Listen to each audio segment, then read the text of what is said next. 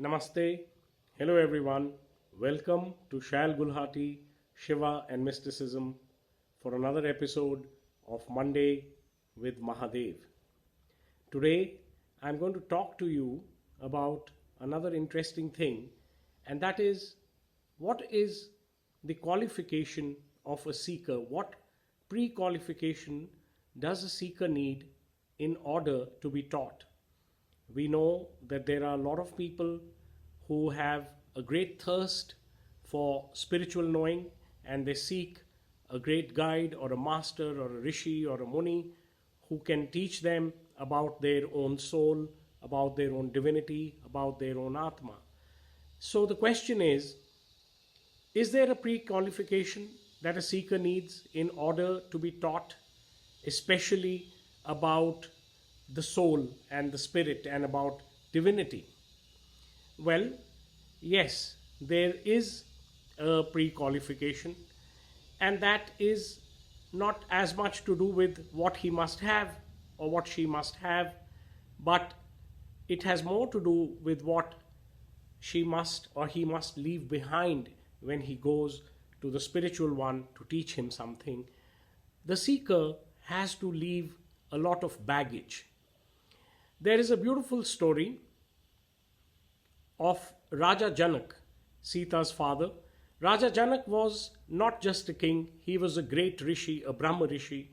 He had understood all the aspects of divinity to their fullest. He had Brahma Gyan, Atma Vyapti, and all those things. He had been in the transcendent state for long periods.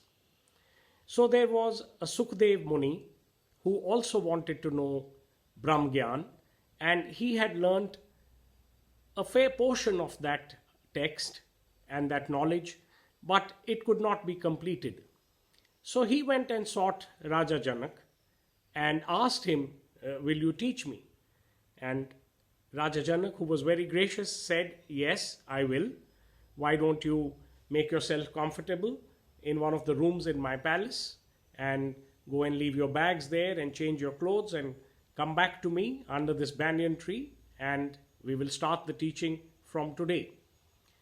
So Sukdev, put his baggage there, and he took off his clothes and put on new ones and went and joined Raja Janak. And Janak began the great lesson of the soul, of the Atma and Paramatma. And Sukdev was learning the Brahm Gyan from him when suddenly one of the guards came running from the palace to Raja Janak and said, my lord, the palace is on fire. So while Janak was giving Sukdev a discourse on Brahma Gyana, his palace had caught fire. Now Sukdev, when he heard this, immediately asked the guard, is my room also on fire? And the guard said, yes, I was the one who checked you into your room, and yes, your room is also on fire. On hearing that, Sukdev said to Janak, I must take your leave. And he got up and he said, I must go back to the palace and rescue my baggage.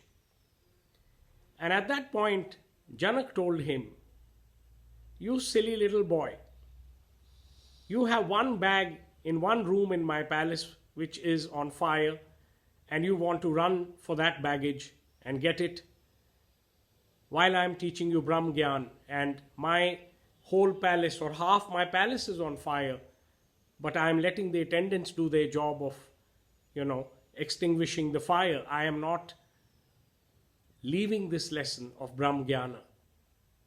So basically Janak wanted to tell him that in order to learn about divinity, we have to put aside our baggage of what we have known.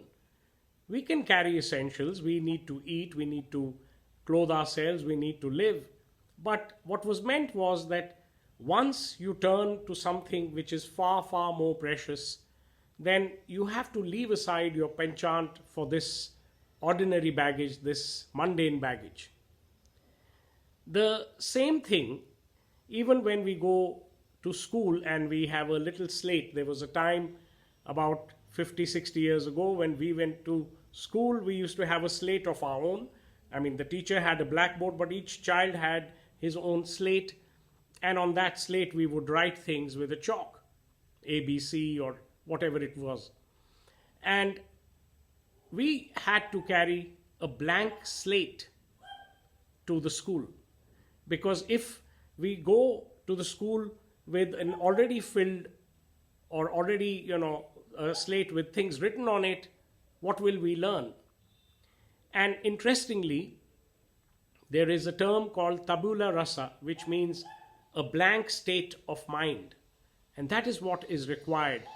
Yes, it is all right to ask some questions to the guide, but those questions should be asked once we have taken in a lesson, imbibed it, and the questions should be asked for further understanding of the lesson, and not just shot at, to show that we already know these things. If you already know, then there is no point in trying to say that I am a seeker.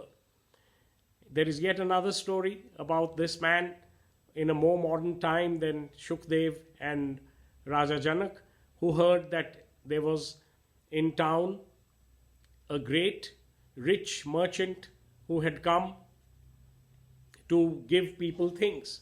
So this fellow went there and put his hand forward. And when he put his hand forward to receive something from the merchant saw that in his hand were already few pieces of silver and gold which he had collected. And then the merchant told him, I cannot give you anything because your hands are already full. So all these lessons were basically that we need to empty ourselves a little bit when we go for spiritual seeking. We need to accept that we are now going to learn about a realm which is hitherto totally unknown to us. We need to accept that someone is going to now try and help us with that teaching. Even in the case of Krishna and Arjun had known each other since childhood.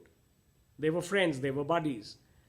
And it is not in his childhood or it is not in his youth that Krishna told Arjun the Bhagavad Gita. It is only on the battle of Kurukshetra, on the battleground, when Arjun told him that I cannot fight this battle.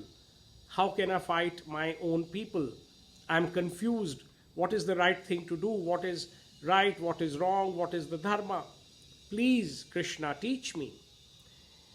When Arjun uttered, teach me, that meant that he had emptied himself of any conception that he may have had earlier. And that is when Krishna could teach him. So, to empty yourself, to have no excess baggage, to have no preconceived notions only with the intent of asking questions all the time, that is a prerequisite. And there comes a stage when the teacher and the student are almost at par and then they can start sparring with each other, but that is later. So in the beginning, if we have an attitude that we already know everything, then it is not much fun to say that we want to learn. It's a paradox, it's a contradiction. And in the same way, we see that Shiva's Ganas have this total surrender when Shiva is talking with them, because they have accepted over years and years and times that Shiva is the great spiritual master, and when he sits as Dakshinamurti, one who faces the south, and teaches them, just like in this pose, they empty themselves, they surrender their past ego to learning this great science of divinity. So what is required is a sense of surrender. It's like when we walk into somebody's house, there is often a doormat at the main gate or the main door.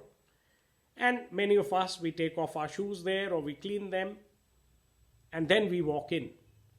So when we are walking in to the gate to the door of the divine, and we see a footmat at the door, and on top of that is sort of written, leave your ego here.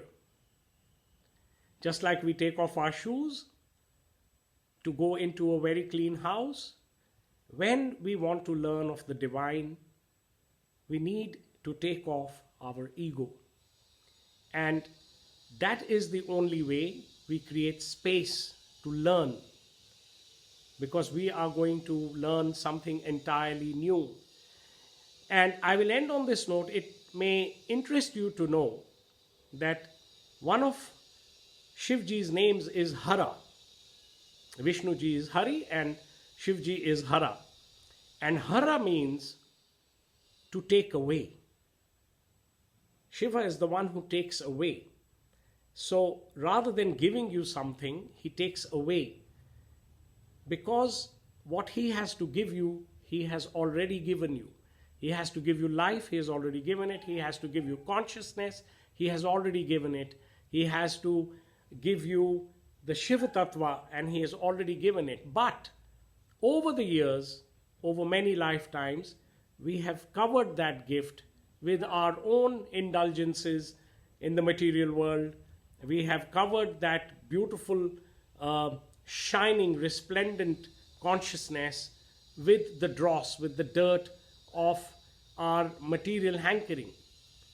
And therefore, when Shiva needs to teach, he doesn't have to give anything. He takes away that dirt bit by bit. Just like when our computers are stalling and we call our vendor and we tell him, please fix this, it's not working properly. More often than not, he has to delete a lot of programs, and he creates space in your disks, and then the computer starts working perfectly all over again. So the prerequisite for a spiritual seeker is to leave the ego behind and to make a tabula rasa, make a blank slate, so that he can take down some new knowledge and some new understanding. I hope you liked this video. Join me again next Monday, and I will be back with yet another Shiva wisdom for you. Om Namah Shivaya.